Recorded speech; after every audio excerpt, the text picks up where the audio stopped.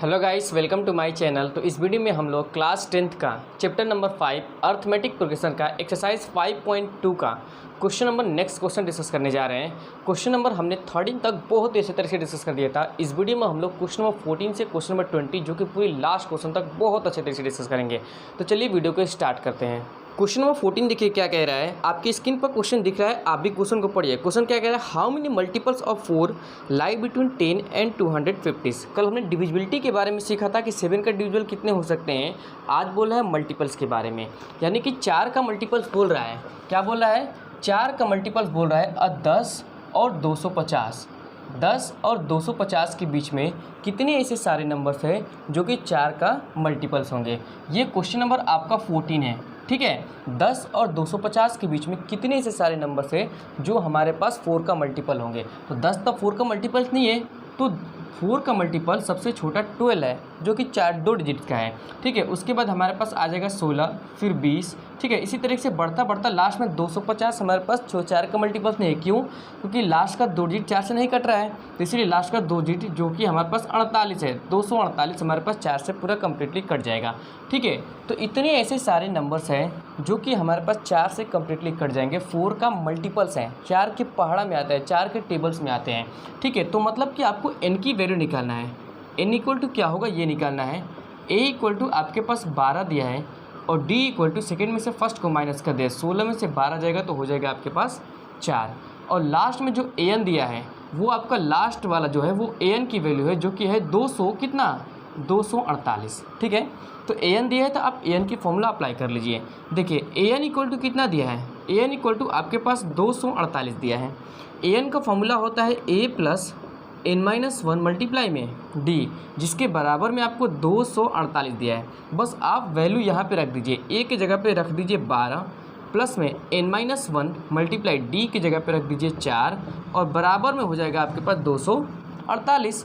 ध्यान से देखिए, ये 12 है, उधर जाएगा तो माइनस हो जाएगा। 4 को पहले अंदर मल्टीप्लाई कर लीजिए तो हो जाएगा 4n और -1 में मल्टीप्लाई करेंगे तो 4 हो जाएगा। अब ध्यान से देखिए, ये 12 उधर जाएगा तो क्या हो जाएगा, माइनस हो जाएगा। अभी 12 को यही रहने दीजिए, बाद में इसको भी सॉल्व करके उधर ट्रांसफ़र करिएगा। 248 उधर है, 12 में से 4 जाएगा, बचेगा आपके पास 8 और प्लस में 4n इक्वल टू में 248। 8 इधर प्लस में है, उधर जाएगा तो माइनस हो जाएगा, इधर बस बचेगा हमारे पास 4n। ये 8 उधर जाएगा तो माइनस हो जाएगा, 248 में से हमारे पास 8 चला जाएगा तो बचेगा 240। 4 से इसको काट दीजिए तो कट जाएगा 60 बार में। तो n इक्वल टू कितना आया, n इक्वल टू आपके पास 60 आया है। तो हम कह सकते हैं कि 60 ऐसे सारे संख्या है जो कि 4 का मल्टीपल्स है। 10 और 250 के बीच में 60 ऐसी संख्या है जो कि 4 का मल्टीपल्स है। तो आई होप कि आपको क्वेश्चन नंबर 14 बहुत अच्छे तरीके से समझ में आया होगा। अगर स्क्रीनशॉट लेना है तो लीजिए, स्क्रीनशॉट ले लिया। तो चलिए हम लोग क्वेश्चन नंबर 15 को स्टार्ट करते हैं। तो क्वेश्चन नंबर 15 देखिए क्या कह रहा है। आपकी स्क्रीन पर क्वेश्चन दिख रहा होगा, क्वेश्चन आप भी पढ़िए। क्या कह रहा है, for what value of n, हमें n की वैल्यू फाइंड आउट करना है। Are the nth terms of 2 APs, 2 APs दिया है वो इक्वल्स है। मतलब ध्यान से क्वेश्चन समझिए कि 2 एपी दिया हुआ है, क्वेश्चन नंबर 15 है, 2 एपी दिया है। पहला एपी हमारे पास क्या दिया है, 63 दिया हुआ है, उसके बाद 65 दिया हुआ है, उसके बाद 67 दिया है, इस तरीके से दिया हुआ है। और जो दूसरा एपी है हमारे पास, दूसरा एपी 3 है, उसके बाद 10 है, उसके बाद 17 है। इस तरीके से दूसरा एपी हमारे पास दिया हुआ है। और क्वेश्चन कह रहा है कि फिर n की वैल्यू क्या होगी, n की वैल्यू क्या होगी जब इन दोनों का nth टर्म्स इक्वल्स है। जब ये हमारे पास दोनों का nth टर्म्स इक्वल्स है तो फिर n की वैल्यू क्या होगी। आपको क्या दिया है, nth terms of first AP equal है आपका nth terms of second AP. ये आपका क्वेश्चन दिया है, ठीक है। nth टर्म्स फर्स्ट एपी का इक्वल है nth टर्म्स सेकेंड एपी का। ये दोनों अलग अलग आपके पास एपी है। तो सबसे पहले ध्यान से देखिए, हम जानते हैं nth टर्म्स को an कहा जाता है। इसमें आप a और d की वैल्यू निकाल लीजिएगा, इसमें भी आप a और d की वैल्यू निकाल लीजिएगा। nth टर्म्स इक्वल्स है, मतलब कि आपका an इसको फर्स्ट वाले को मान लेते हैं और a-n हम सेकेंड वाले को मान लेते हैं। ये दोनों आपके पास इक्वल दिया है, दोनों में n की वैल्यू भी इक्वल्स होगी और n की वैल्यू कॉमन है तो आपको इक्वल्स है और आपको n की वैल्यू फाइंड आउट करना है। ध्यान से देखिए, इसमें आप a की वैल्यू निकालिए जो कि है 63, इसमें आप d की वैल्यू निकालिए जो कि 65 में से 63 जाएगा तो आपके पास 2 बचेगा। इसको हम a' माने हैं तो इसमें a' की वैल्यू निकालिए जो कि है पहला वाला नंबर 3 और d' की वैल्यू निकालिए, 10 में से 3 जाएगा, बचेगा आपके पास 7। आप चुपचाप से फॉर्मूला अप्लाई करके और दोनों चीज़ को रख दीजिए। ध्यान से देखिए, ए एन का फॉर्मूला होता है A plus n minus 1 multiply में डी। सेम वही फॉर्मूला यहाँ भी, लेकिन डैश है तो A dash plus n minus 1 multiply में डी डैश। दोनों एपी का nth टर्म्स हमारे पास इक्वल्स था, तो हमने चुपचाप से यहाँ पे फॉर्मूला अप्लाई कर लिया। डैश क्या है, डैश सेकंड वाले एपी के लिए लिखा गया है, बाकी दोनों को फॉर्मूला ए किया। अब आप वैल्यू रख दीजिए यहाँ पे, ए की जगह पे बाबू यहाँ पे 63 रखिए, प्लस में n माइनस 1, डी की जगह पे आप 2 रख दीजिए, इक्वल टू में ए डैश की जगह पे आप 3 रखिए, प्लस में n माइनस 1 और डी डैश की जगह पे आप 7 रख दीजिए, और अंदर यहाँ पे मल्टीप्लाई करिए थोड़ा। देखिए 63 2 का n में मल्टीप्लाई होगा 2n, माइनस का हो जाएगा 2 इज इक्वल टू 3 प्लस 7 का n में मल्टीप्लाई होगा 7n, और माइनस का आ जाएगा आपके पास कितना, 7 आ जाएगा। यहाँ तक आपको बहुत अच्छे तरीके से समझ में आया, एकदम क्लियरली। आगे देखिए 63 में से 2 जाएगा तो बचेगा आपके पास 61, अब प्लस में बचेगा आपके पास 2n इज इक्वल टू में 7 में से 3 जाएगा तो बचेगा माइनस का 4, अब प्लस में हो जाएगा आपके पास 7n। इस नंबर को नंबर की तरफ करिए, वेरिएबल n वालों को n वाले की तरफ करिए। ध्यान से देखिए 2n ये उधर से इधर आएगा तो माइनस का हो जाएगा 7n इज इक्वल टू में उधर क्या है माइनस का 4, इधर से उधर जाएगा तो माइनस में हो जाएगा। 7 में से 2 जाएगा, माइनस का बचेगा 5n, क्योंकि बड़े वाले नंबर का माइनस है। इन दोनों को जोड़ लीजिए, क्योंकि माइनस माइनस प्लस होता है, साइन माइनस का लगेगा, तो 61 और 4 हो जाएगा आपके पास कितना, 65 हो जाएगा। माइनस से माइनस पहले काट दीजिए, अब 5 से ये 13 बार में कट जाएगा, तो n इक्वल टू कितना आ गया आपके पास, n इक्वल टू 13 आ गया। तो क्वेश्चन वही कह रहा था कि फिर n की वैल्यू फाइंड आउट करिए। जब इसका nth टर्म्स इक्वल था तो n की वैल्यू कितना आया, n की वैल्यू आपके पास 13 आ गया। ठीक है, तो आई होप कि क्वेश्चन नंबर 15 भी बहुत अच्छे तरीके से समझ में आया होगा। चलिए हम लोग क्वेश्चन नंबर 16 को स्टार्ट कर देते हैं। हाँ, तो क्वेश्चन नंबर 16 देखिए, आप भी क्वेश्चन पढ़िए, आपकी स्क्रीन से क्वेश्चन दिख रहा होगा। देखिए क्वेश्चन नंबर 16 क्या है, डिटरमाइन द एपी। आपको एक एपी फाइंड आउट करना है whose third terms is 16 and seventh terms exceed the fifth terms by 12। मतलब पहले थर्ड टर्म्स a3 की वैल्यू कितना दिया है, a3 की वैल्यू 16 दिया है थर्ड टर्म्स वैल्यू, और सेवंथ टर्म्स जो सेवंथ टर्म्स से एक्सीड मतलब होता है बढ़ाना, बढ़ा देता है इसके फिफ्थ टर्म्स को 12 के द्वारा 12 के द्वारा। क्वेश्चन पहले ध्यान समझिए, आपको सबसे पहले एक हमारे पास एपी को क्या करना है, एक एपी को फाइंड आउट करना है। क्वेश्चन क्या बोला है कि जब एपी को फाइंड आउट करेंगे तो हुज थर्ड टर्म्स, इसका थर्ड टर्म्स कितना दिया है बाबू, थर्ड टर्म्स दिया है आपको 16, तो a3 की वैल्यू 16 दिया है। थर्ड टर्म्स को हम a3 कहते हैं, फोर्थ टर्म्स फिफ्थ जैसे बोलता है ना तो a के साथ लगाते हैं एपी में। ठीक है, तो थर्ड टर्म्स आपको 16 दिया है, और बोल रहा है क्या कि and seventh terms exceed the fifth terms by 12, और जो सेवेंथ टर्म्स है a7 वो एक्सीड करता है किसको, फिफ्थ टर्म्स को। एक्सीड मतलब बढ़ा देता है, तो इसलिए प्लस लगेगा बाय 12। जो सेवेंथ टर्म्स है वो फिफ्थ टर्म्स को 12 के द्वारा बढ़ा देता है, ये क्वेश्चन कहने का मतलब है। और इसके बेसिस पे आपको एपी फाइंड आउट कर देना है। ध्यान समझिए, थर्ड टर्म्स कितना दिया है 16, a3 लिखा हमने, सेवन टर्म्स फिफ्थ टर्म्स को 12 के द्वारा बढ़ाया जाता है, तो a7 is equal to a5 plus 12 लिखा है, क्योंकि बढ़ाना एक्सीड मतलब होता है बढ़ाना, तो 12 को हमने प्लस में लिख दिया है। यहाँ तक एकदम क्लियरली समझ में आया। आप वैल्यू फाइंड आउट कर दिया, सबको यहाँ पता है कि जो 3 रहता है अगर उसको ओपन करते हैं तो d के साथ एक कम लिखते हैं। ध्यान से देखिए a3 है तो आप a प्लस में 2d लिखेंगे इज इक्वल टू में 16, यहाँ लिखेंगे एक कम लिखा जाता है, क्योंकि आप वैल्यू जब an का अप्लाई करेंगे ना तो n-1 होता है, तो n की जगह पे 3 है तो 3 माइनस 1 2d ही आ जाएगा। ये आपका इक्वेशन नंबर फर्स्ट हो गया। a7 को अप्लाई करिए, देखिए a7 इक्वल टू क्या दिया है, a5 दिया है, अब प्लस में 12 दिया है। a7 को भी एक कम लिखिए तो a प्लस में 6d लिखेंगे आप, a5 को भी एक कम लिखिए तो a प्लस में 4d आप लिखेंगे, 4d एक कम लिखेंगे, और प्लस में 12। देखिए a इधर उधर है, इधर आएगा तो माइनस ही में हो जाएगा तो कट जाएगा, a से a आपके पास कट जाएगा, बचा 6d, 4d इधर आएगा तो माइनस में हो जाएगा, इज इक्वल टू में हो जाएगा आपके पास 12, 6d में से 4d बचेगा तो 2d बच जाएगा। ठीक है, आगे इक्वल टू 12 बचेगा, 2 से इसको 6 बार में काट दीजिए तो d इक्वल टू आपके पास 6 आ गया। d इक्वल टू कितना आ गया आपके पास 6। इस d की वैल्यू को फर्स्ट इक्वेशन में पुट कर दीजिए। देखिए फर्स्ट इक्वेशन क्या है, a प्लस में 2d है इज इक्वल टू क्या है बाबू 16 है, d की जगह पे 6 रख दीजिए, तो a प्लस 2 मल्टीप्लाई d की जगह पे 6 इज इक्वल टू 16, तो a इक्वल टू कितना है 16, 6 दूना 12 उधर जाएगा तो माइनस का 12 हो जाएगा, तो a इक्वल टू बाबू कितना आया, ऊपर लिख देते हैं हम, थोड़ा सा आपको क्लियर दिखेगा, तो a इक्वल टू आपके पास कितना आया, 16 में से 12 जाएगा आपके पास 4 आ जाएगा, तो d की वैल्यू आया है 6 और a की वैल्यू आपके पास आ गया 4। यहाँ तक क्लियर आपको समझ में आया। अब ध्यान से देखिए AP बनाना है, तो AP बनाने के लिए हम general form of an AP का यूज़ करेंगे। क्या होता है AP बनाने के लिए, a plus d a plus में 2d कामा ए प्लस में 3d। इसी तरीके से तो AP बनता है ना जी, general form of an AP को ही हम AP बनाने की कोशिश करते हैं। ध्यान से देखिए, ए का जगह पे आप रख दीजिए 4, A प्लस D, तो दोनों को जोड़ना पड़ेगा, 4 और 6 हो जाएगा आपके पास 10, A प्लस में 2D, D में पहले 2 का मल्टीप्लाई करें, 6 दूना 12, 12 में 4 जोड़ दीजिए 16 हो जाएगा। समझ में आ रहा है? तो कितना का डिफरेंस है, 10 में 4 है, 6 का डिफरेंस है, 16 और 6 कितना हो जाएगा, 16 6 आपके पास 22 हो जाएगा। ठीक है, तो इसी तरीके से बढ़ता जाएगा हमारे पास AP। तो हमने AP बना दिया, ये चीज़ दिया था, इससे हमने A और D की वैल्यू फाइंड आउट करके general form of an AP का यूज़ करके AP को फाइंड आउट कर दिया। आई होप कि क्वेश्चन नंबर 16 बहुत अच्छा तरीके से समझ में आया होगा। आप स्क्रीनशॉट पहले इसका ले लीजिए, ले लिए स्क्रीनशॉट। चलिए हम लोग क्वेश्चन नंबर 17 को स्टार्ट कर देते हैं। तो क्वेश्चन नंबर 70 देखिए, क्वेश्चन नंबर 70 बाबू देखिए क्या बोल रहा है, find the 20 terms from the last terms of the AP हमारे पास दिया है। देखिए ध्यान से, आपको निकालना है, क्वेश्चन नंबर यहाँ पर 17 है। ठीक है, आपको क्या दिया हुआ है, एक AP दिया हुआ है, एक आपको AP दिया हुआ है, वो AP क्या है, 3 है, 8 है, और उसके बाद आपका है 13 है, उसके बाद आपका है इस तरीके से लास्ट टर्म दिया है 253 दिया है। ध्यान से देखिए, आपको निकालना है 20th टर्म्स, क्या निकालना है, 20th terms from the last, last से 20 टर्म्स निकालना है। ध्यान से देखिए, आपको कई तरीका होता है, लेकिन सिंपल सा हमने इंट्रोडक्शन पार्ट में एक फॉर्मूला बताया था कि लास्ट से nth टर्म्स निकालने का फॉर्मूला। देखिए nth टर्म्स यहाँ मैं लिख देता हूँ इस तरीके से, nth terms from the last से nth टर्म्स निकालने का फॉर्मूला क्या होता है, ध्यान से देखिए, वो होता है A plus n-1 into D, first से होता है, लेकिन लास्ट से निकालने के लिए हम लास्ट इस्तेमाल करते हैं, L-n-1 मल्टीप्लाई में D। समझ में आ रहा है? ये लास्ट से निकालने का फॉर्मूला है। तो 20th टर्म निकालना है, मतलब कि A20 की वैल्यू निकालना है, कहाँ से, A20 की वैल्यू निकालना है लास्ट से। समझ में आ रहा है?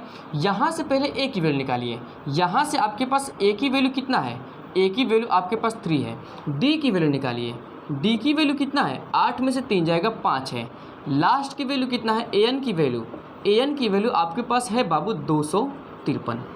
यहाँ एकदम क्लियरली समझ में आया।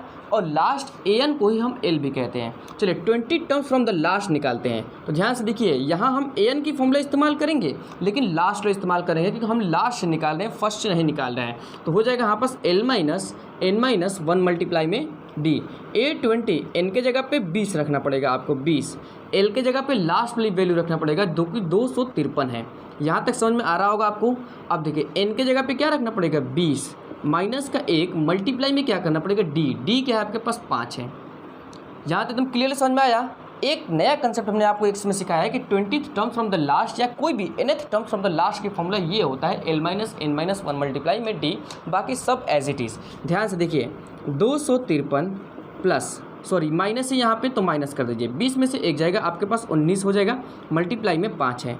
सॉल्व कर लीजिए इसको, 253 माइनस 19 बचे हो जाएगा आपके पास कितना, 95 हो जाएगा। माइनस कर दीजिए 13 में से 5 जाएगा, कितना बचेगा आपके पास, 8 बचेगा। 14 यहाँ पे 14 हो जाएगा, 4 बचेगा, हासिल में 14 में से 9 जाएगा, कितना बचेगा आपके पास, तो आपके पास 5 बचेगा, यहाँ पास 1 बचेगा। तो यही आपके पास क्या है, यही आपके पास आंसर है। 20th term from the last आ जाएगा आपका 158। आई होप कि क्वेश्चन नंबर 17 भी बहुत अच्छे तरीके से समझ में आया होगा। चलिए हम लोग क्या करते हैं, क्वेश्चन नंबर 18 को भी स्टार्ट कर देते हैं। हाँ, तो क्वेश्चन नंबर 18 देखिए क्या बोल रहा है, the sum of the 4th and 8th terms of an AP is 24। चलिए हम लोग क्वेश्चन को पढ़ते जाते हैं और आपको कराते जाते हैं। ध्यान से देखिए, क्वेश्चन नंबर 18 क्या बोल रहा है, ये आपके पास 18 क्वेश्चन है। क्या बोल रहा है, the sum of the 4th and 8th terms, 4th और 8th टर्म्स का सम कितना दिया है, 4th को हम A4 कहते हैं और 8 को हम A8 कहते हैं। इन दोनों का सम हमको दिया है बाबू कितना, 4th और 8th टर्म्स का सम कितना दिया है, 24 दिया है। समझ में आ रहा है? 4th और 8th टर्म्स का सम दिया है यहाँ पास 24। और आगे देखिए क्या बोला है, the sum of 6th and 10th terms is 44।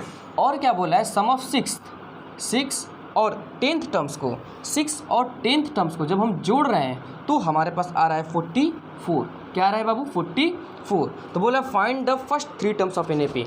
तो फर्स्ट से 3 टर्म्स AP की वैल्यू निकालना है, मतलब कि आपको A3 की वैल्यू निकालना है। यहाँ मैं लिख देता हूँ, आपको A3 की वैल्यू निकालना है। फर्स्ट 3 टर्म्स यही होता है।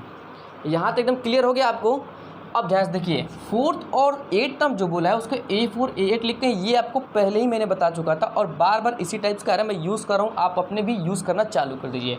फोर्थ और एट टर्म्स का सम दिया है 24, सिक्स और 10 टर्म्स का दिया है 44 और फर्स्ट 3 टर्म्स निकालना है, मतलब A3 की वैल्यू निकालने के लिए बोल रहा है। चलिए ध्यान से देखिए, A4 को एक कम लिखिए A प्लस में 3D, वैसे ही A8 को एक कम लिखिए A प्लस में 7D इज इक्वल टू में आपके पास 24 है। चलिए A मिल के बना दिया 2A, 7 और 3 मिल के बना दिए 10D, बराबर में कितना है 24। A को बाहर 2 को बाहर निकालिए तो बचेगा A प्लस में आपके पास अंदर 5D, अब बराबर में हो जाएगा 24। 2 से ये 12 बार में कट जाएगा, नहीं कट जाएगा, बिल्कुल कट जाएगा। तो A प्लस में 5D इज इक्वल टू में आपके पास 12 आया, इक्वेशन नंबर फर्स्ट। ठीक है, अब इसको यूज़ करिए। A6 और प्लस में A10, इसकी वैल्यू दिया है कितना 44 दिया है। A6 को एक कम लिखेंगे तो A प्लस में हो जाएगा 5D, A10 को एक कम लिखेंगे तो A प्लस में हो जाएगा 9D, एक कम लिखते हैं हम लोग। ठीक है, बराबर में है आपके पास 44।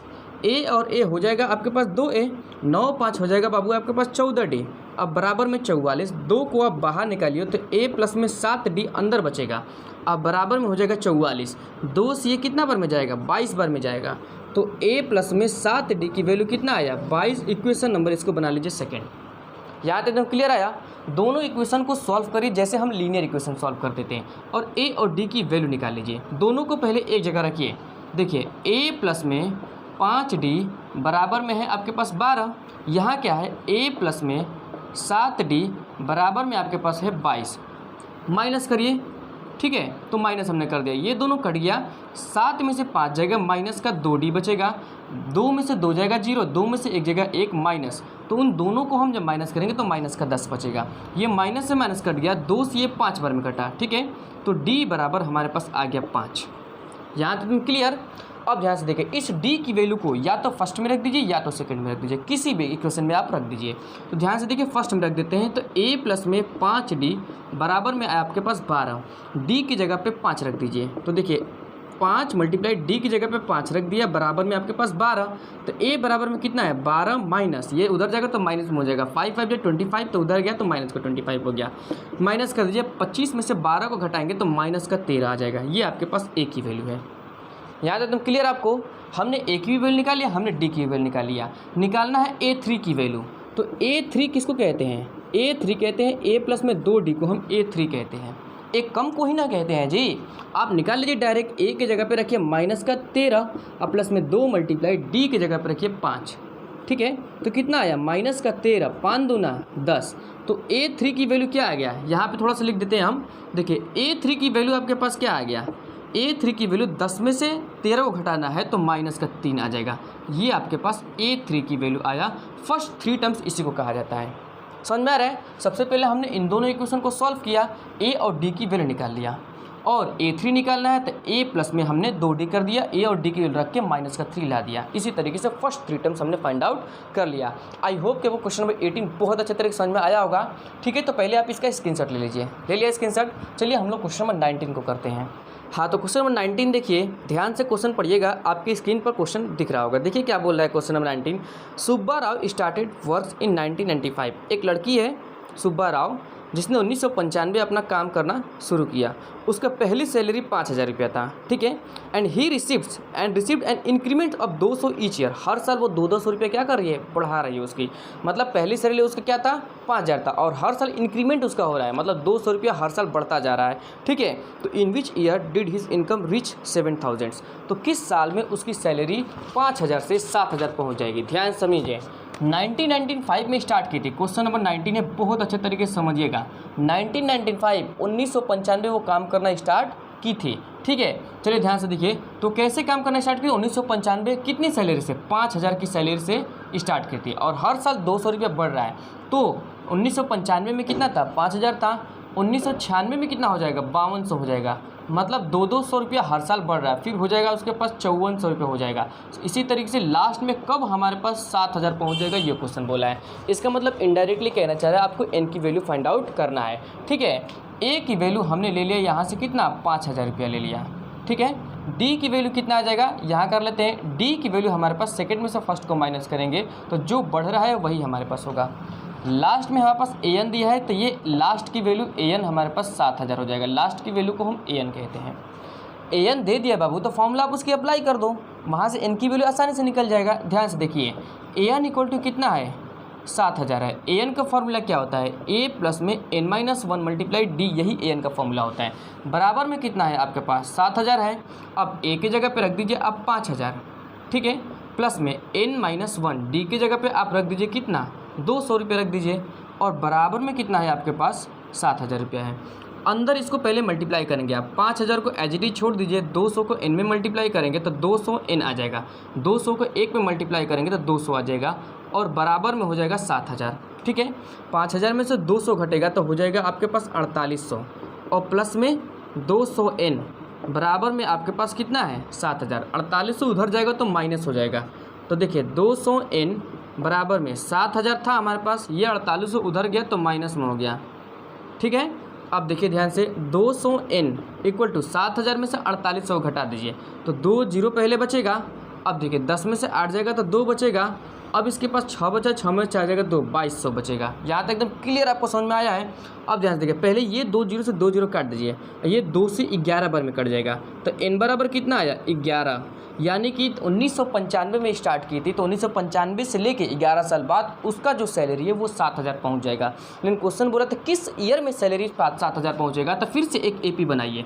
ध्यान से देखिए, फिर से आप एपी बनाइए। देखिए 1995 में काम स्टार्ट की थी, अब कोई पैसा हुआ होगा उसको, 1996 में कुछ पैसा हुआ होगा, 1997 में भी कुछ पैसा हुआ होगा। इसी तरीके से हमारे पास लास्ट में किस साल में ये हमारे पास होगा 7000, ये पूछ रहा था।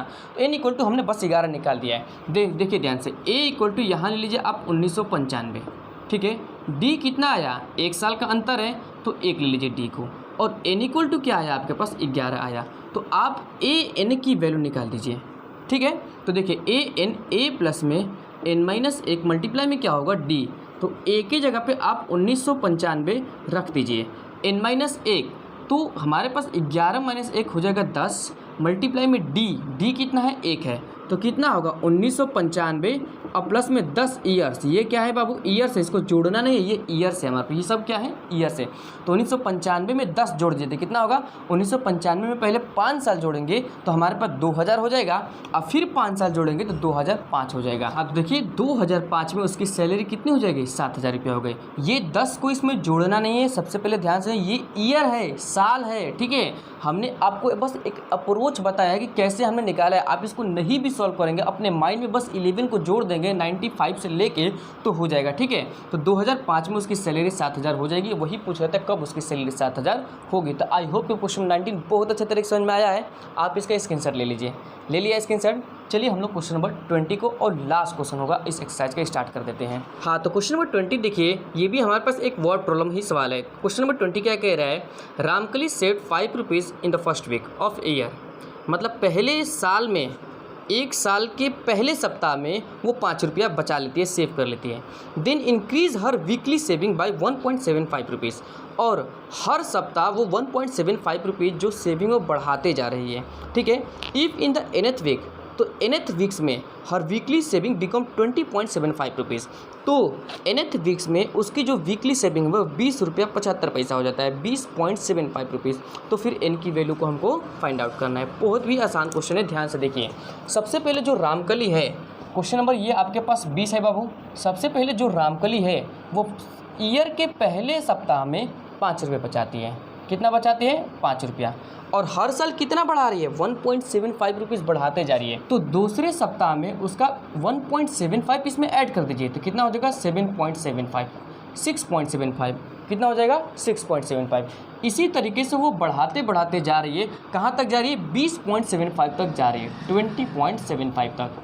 ये क्वेश्चन है। तो क्वेश्चन कह रहा है कि उसकी मान लेते हैं nth वीक्स में वो 20.75 रुपीज़ तक पहुंच जाएगी। तो फिर हमको n की वैल्यू को फाइंड आउट करना है। किसकी वैल्यू फाइंड करना है बाबू, n की वैल्यू को फाइंड आउट करना है। यहाँ एकदम क्लियर समझ में आया है। चलिए ध्यान से देखिए, a की वैल्यू आपको कितना दिया है, 5 दिया है, और d की वैल्यू कितना दिया है, सेकेंड में से फर्स्ट को माइनस करना पड़ेगा, माइनस करना पड़ेगा बाबू हमको फर्स्ट को, सेकेंड में से फर्स्ट को माइनस करना पड़ेगा। पॉइंट के बाद कितने नंबर है, 2 है, तो हम भी यहाँ पॉइंट के बाद 2 नंबर बढ़ा लेते हैं जो कि 0 होता है, ताकि माइनस करने में आसानी हो। तो d इक्वल टू कितना आएगा, 5 में से 5 जाएगा 5 जाएगा, 7 में से 0 जाएगा 7 बचेगा, और 6 में से 5 जाएगा 1। तो मतलब यहाँ हमने 1.75 d की वैल्यू निकाल लिया। जितना इंक्रीजमेंट हो रहा है ना वही d की वैल्यू होती है, ठीक है। चलिए ध्यान से देखिए, an इक्वल टू कितना दिया है, an इक्वल टू लास्ट में वैल्यू है 20.75 है। an का फॉर्मूला क्या होता है, a प्लस में n-1 मल्टीप्लाई में d इज इक्वल टू में है 20.75। a के जगह पर रख दीजिए कितना 5 प्लस n-1 d की जगह पर रख दीजिए कितना 1.75 इज इक्वल टू 20.75 रुपीज़ हो जाएगा, ठीक है।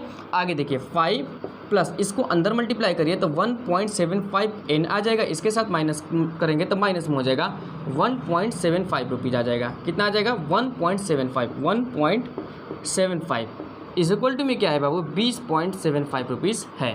पहले इसमें से इसको घटा दीजिए, ठीक है। हम लोग साइड में घटा लेते हैं, देखिए 5.0, ठीक है। उसके बाद देखिए 1.75 पॉइंट के बाद 0 कितना भी लगाया जा सकता है, माइनस कर 10 में से 5 जाएगा 5 बचेगा हमारे पास, इसके पास 9 में से 7 जाएगा 2 बचेगा, इसके पास 4 में से 1 जगह 3.25 बचा। कितना बचा हमारे पास 3.25 बचा है, ठीक है। इसको हम मिटा देते हैं। उसके बाद देखिए क्या हुआ हमारे पास 3.25 और प्लस में क्या है 1.75 n इज इक्वल टू क्या है 20.75। ये इधर प्लस में है, उधर जाएगा तो माइनस में हो जाएगा। तो 1.75 n इज इक्वल टू 20.75, ये इधर प्लस में है, इज इक्वल टू में उधर जाएगा तो माइनस में है 3.25। तो कितना आया 1.75 n इज इक्वल टू 5 में से 5 जाएगा 0 आपके पास बचेगा, 7 में से 2 जाएगा आपके पास 5 बचेगा। पॉइंट है, पॉइंट ले लीजिए आप। उसके बाद ध्यान से देखिए हमारे पास कितना आ गया 0 आ गया, तो यहाँ हासिल में आएगा तो 10 में से 3 जाएगा 7 बचेगा, इसके पास 1, तो 17.50 आपके पास बचा। ध्यान से देखिए ये पॉइंट से पॉइंट कट जाएगा, क्यों, क्योंकि 2 नंबर के बाद पॉइंट इधर भी है, 2 नंबर के बाद पॉइंट इधर, तो पॉइंट से पॉइंट आप पहले हटा दीजिए। तो n इक्वल टू कितना बचा 70/50 अपॉन में 175, ठीक है। तो यहाँ ऊपर करते हैं थोड़ा सा, n इक्वल टू हमारे पास क्या बचा था, ध्यान से देखिए n इक्वल टू 70/50 अपॉन में बचा था 175। 175 से ये 10 बार में चला जाएगा तो n इक्वल टू आ जाएगा 10, ठीक है। तो n इक्वल टू 10 और n की ही वैल्यू फाइंड आउट करने के लिए क्वेश्चन बोला था, ठीक है। तो आई होप कि क्वेश्चन नंबर 20 भी आपको बहुत अच्छे तरीके से समझ में आया होगा। आप इसका स्क्रीनशॉट पहले ले लीजिए। तो आई होप कि आपको सारा क्वेश्चन, जितना क्वेश्चन मैंने आपको डिस्कस किया था वो सारा का सारा क्वेश्चन आपको बहुत ही अच्छे तरीके से समझ में आया होगा। अगर आपको मेरा एक्सप्लेनेशन, मेरा एफर्ट, मेरा समझाया हुआ पसंद आ रहा है, या मेरे लेक्चर से, मेरे वीडियो से आपको कुछ ना कुछ नया सीखने को मिल रहा है, तो प्लीज़ मेरे चैनल को लाइक शेयर सब्सक्राइब कर दीजिएगा और ज़्यादा से ज़्यादा शेयर करिए। ये वीडियो को ज़्यादा से ज़्यादा शेयर करिए ताकि हर बच्चे तक ये वीडियो पहुँच पाए और हर बच्चे क्वेश्चन को करने के एक नया अप्रोच, नया कंसेप्ट और नया तरीका भी सीख पाएँ, ठीक है। और अपने बोर्ड एग्जामिनेशन बहुत अच्छा मार्क्स स्कोर कर पाएँ। तो चलिए मिलते हैं आपसे नेक्स्ट वीडियो में, तब तक से thank you so much for love and support.